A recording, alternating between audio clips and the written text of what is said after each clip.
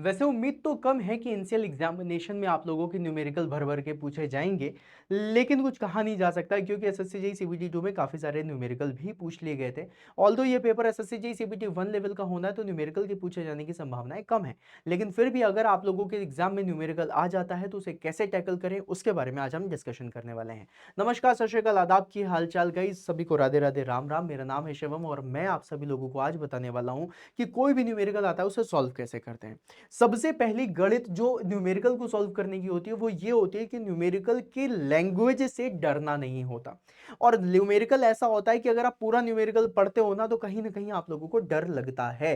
सो इसलिए तुम्हें क्या करना है, तुम्हें सबसे पहले न्यूमेरिकल में ढूंढना है कि व्हाट इज आस्क्ड, क्या पूछा जा रहा है, क्या पूछा जा रहा है। What is asked, what is asked, what is asked, मतलब लिखा होगा ना, कहीं पे वर्ड लिखा होगा फाइंड, कहीं पे लिखा होगा what will be the value of, है ना। इस तरीके से कहीं ना कहीं आप लोगों को कुछ ना कुछ ये जरूर क्वेश्चन में लिखा होता है कि तुम्हें पूछ क्या रहा है।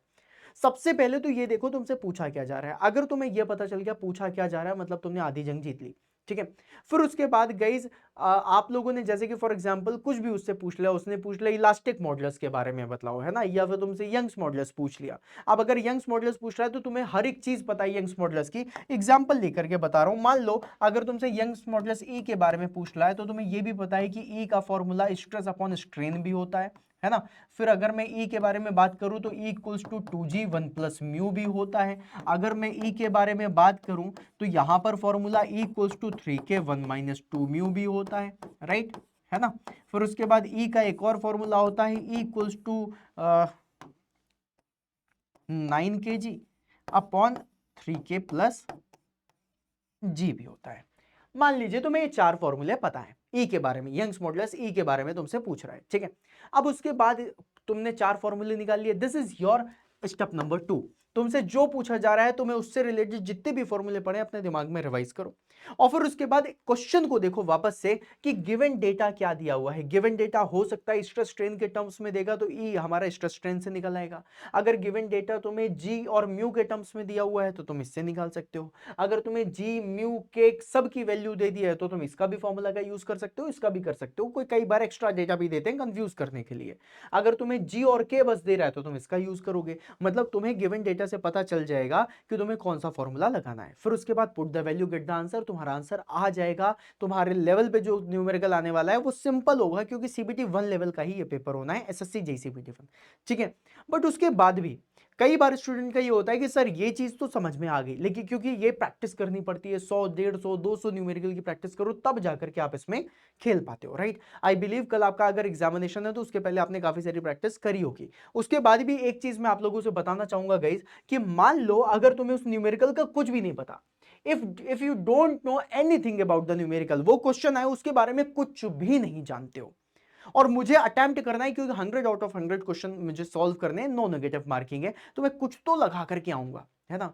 तो कुछ भी लगाना है तो कैसे दिमाग लगाओगे उसके बारे में बता रहा हूं। सबसे पहली चीज गाइस, जब भी कभी कोई गिवन डेटा दिया होता है ना तो गिवन डेटा में आप लोगों को कोई ना कोई रिलेशन जरूर देखने के लिए मिलेगा। आप इसे ऑप्शन से ही चेक करोगे, फ्रॉम द ऑप्शंस, है ना।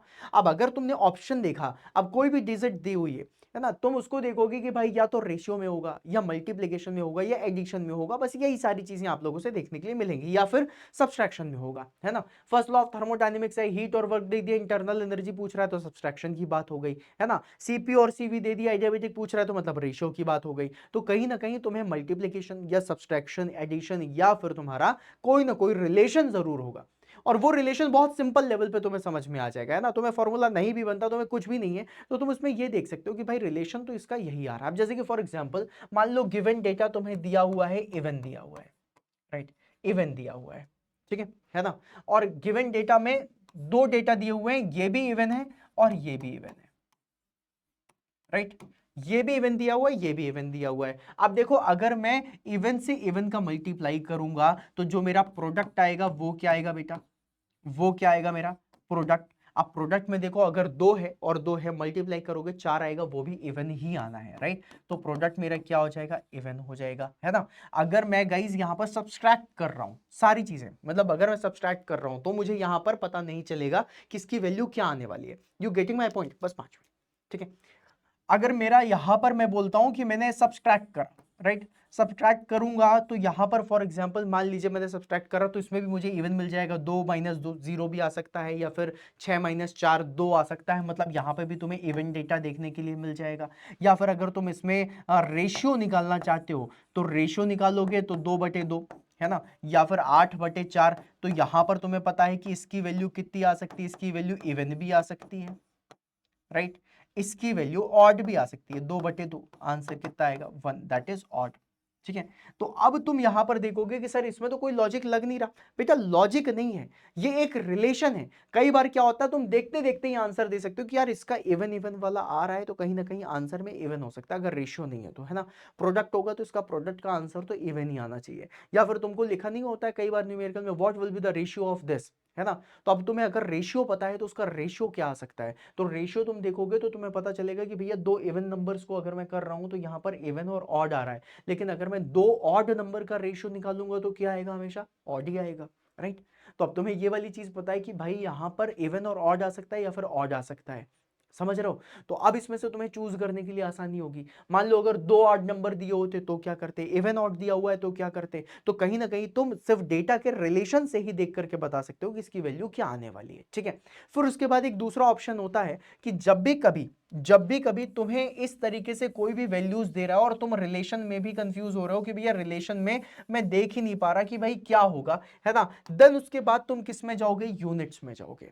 यूनिट्स कहने का मतलब क्या है, मान लो तुम्हें कोई एक डेटा दिया हुआ है मीटर पे, राइट। तुम्हें एक डेटा दे दिया, फोर्सेस वगैरह बता दिए, न्यूटन पे बता दिया, है ना। अब तुमसे क्या पूछ लिया बेटा, तुमसे पूछ लिया यहां पर कि तुम मुझे बताओ कि स्ट्रेस की वैल्यू क्या होगी या मॉडुलस की वैल्यू क्या होगी। अब तुम बोलो स्ट्रेस तो मैं निकाल देता, मॉडुलस की वैल्यू कैसे निकालूंगा, तो मॉडुलस का फॉर्मूला क्या होता है, पास्कल या फिर मेगा पास्कल। अब पास्कल को तुम क्या बोलते हो, न्यूटन पर मीटर स्क्वायर, राइट, है ना। यही तो है तुम्हारा पास्कल, न्यूटन पर मीटर स्क्वायर। मतलब एक डेटा जो दिया हुआ उसका स्क्वायर होना चाहिए था और इसके साथ रेशियो होना चाहिए था। तो तुम कई बार यूनिट्स के टर्म में भी खेल जाते हो, तुम्हें फॉर्मूला नहीं पता लेकिन तुम्हें यूनिट पता है। अब यूनिट से तुम निकाल सकते हो, भाई मॉडुलस की जगह तुमसे प्रेशर पूछता तो भी फॉर्मूला न्यूटन पर मीटर स्क्वायर होता। तो यूनिट के टर्म में भी कई बार ऑप्शन में भी यूनिट दे देता, उससे भी तुम खेल जाते हो। तो यूनिट्स पे देख लेना। मान लो अगर यूनिट्स पे भी नहीं देख पा रहे या फिर तुम्हारे पास समय नहीं है तो तुम क्या करोगे, सबसे पहले तो ये याद रखना कि मान लो अगर तुम्हें कोई भी ऑप्शंस मिल रहे हैं, उन ऑप्शंस में तुम्हें ऑप्शन नंबर ए दिख रहा है, ऑप्शन नंबर बी दिख रहा है, ऑप्शन नंबर सी दिख रहा है, ऑप्शन नंबर डी दिख रहा है। अब मान लो तुम्हें मैंने सारे के सारे ऑप्शन दिए, यहां पे लिख दिया 20, यहां पे लिख दिया मैंने 30, यहां पे लिख दिया मैंने 70 और यहां पे लिख दिया मैंने 240। अब इनमें से कौन सा ऑप्शन नहीं हो सकता, इनमें से कौन सा ऑप्शन नहीं हो सकता, ऑड वाला ऑप्शन नहीं हो सकता, राइट, है ना। इनमें से कौन सा ऑप्शन नहीं हो सकता, ऑड वाला ऑप्शन नहीं हो सकता, ठीक है। तो मतलब तुम्हारे पास प्रोबेबिलिटी है कि तुम 1/3 से कर सकते हो, मतलब चांसेस बढ़ गए ना तुम्हारे करेक्ट होने के, आंसर करेक्ट होने के। तुम अब कम से कम ए पे तो ताला नहीं लगाओगे, है ना, क्योंकि ऑड है, ऑड का 99% ऑड वन सही नहीं होते, है ना। अब अगर सिमिलर ऑप्शन है, क्योंकि अब एग्जामिनर भी यही करेगा ना, सिमिलर ऑप्शंस के पास में पूछेगा कि हो सकता है 20 आंसर हो सकता है 30 आंसर हो। अब जैसे 20 30 70 मुझे दिख रहा है और मुझे यहां पर क्या दिख रहा है, 240, 240 हटा दिया, 20 30 70 दिख रहा है। कहीं ना कोई रिलेशन बन रहा होगा रेशियो का, प्रोडक्ट का, जो तुम सिर्फ देख करके एनालाइज कर सकते हो, फिर तुम यूनिट्स के टर्म में देख सकते हो कि क्या आंसर हो सकता है, तो उससे लगा सकते हो, ठीक है। मान लो अगर तुम्हें कभी भी किसी ऑप्शन में जीरो दिख जाए, जीरो ऐसे तुम्हें जीरो दिख जाए, बेटा न्यूमेरिकल में 99% ऐसा है कि जीरो आंसर नहीं होता, तो मतलब ऑप्शन नंबर डी भी तुम एलिमिनेट कर सकते हो। तुम्हारे पास 50% चांसेस है कि इनमें से क्या करेक्ट होगा, है ना। फिर उसके बाद गाइस यहां पर एक चीज होती है कि अगर मान लो तुम्हें ऑप्शन में कहीं पर इस तरीके से ये वैल्यू इस तरीके से लिखा होता, ऐसे लिखा होता, देखो ऐसे, जैसे ये वैल्यू दी हुई है और यहां पे लिखा होता -70। बेटा न्यूमेरिकल जब भी कभी सॉल्व करोगे तो नेगेटिव वैल्यूज आने के चांसेस सबसे कम होते हैं, तो तुम इसको भी ऑट करके हटा सकते हो, ये भी नहीं होगा, ये भी नहीं होगा, ये भी नहीं होगा, मेरे हिसाब से आंसर ये होना चाहिए, समझ रहे हो। तो तुम ये सारी चीजें भी कर सकते हो। तो ये क्या है, तब किया जाता है जब नेगेटिव मार्किंग नहीं होती, तभी तो अपन अपन लॉजिक्स लगाएंगे ना, तभी तो अपन आगे बढ़ेंगे, है ना। तो फटाफट सॉल्व करने के लिए तुम ये कर सकते हो, लेकिन ये तुम्हें कब करना है इस चीज को दिमाग में रखना। आधे से ज्यादा लोग तो पता नहीं जब सेशन देख रहे होते हैं बुद्धि कहाँ रख के चले आते हैं, है ना, क्यों उन्हें पता ही नहीं होता। अभी मैं ये बता रहा हूं, अब उसके बाद कोई ना कोई बच्चा आकर के बताएगा न्यूमेरिकल को सॉल्व करने के लिए जो आप टेक्निक बता रहे हो उस टेक्निक से तो कभी जिंदगी में न्यूमेरिकल सॉल्व नहीं हो। भाई मैं क्या बता रहा हूं, ऊपर देख क्या लिखा है, if you don't know anything about the numerical, अगर तुम न्यूमेरिकल को नहीं जानते हो फिर सॉल्व करना चाहते हो तब का ज्ञान है। जब न्यूमेरिकल जानते हो तब ये लॉजिक मत लगाना, है ना, समझ रहे हो?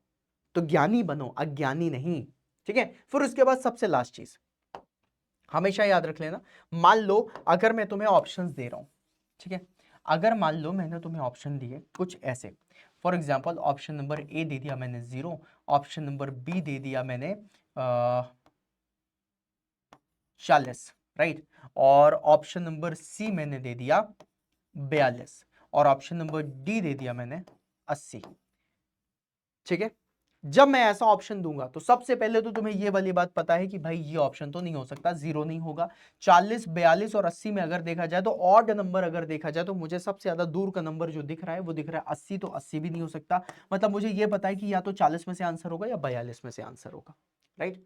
अब इसमें तुम थोड़ा सा रिलेशन लगा दो, जो मैंने बताया था कि गिवन डेटा से रिलेशन लगा करके देखो क्या कुछ 42 का टर्म आ रहा है क्या, कहीं से सब्सट्रैक्ट करके या ऐड करके या फिर प्लस माइनस करके या प्रोडक्ट निकाल के रेशियो निकाल के कुछ ऐसा आ रहा है तो लगा दो, राइट।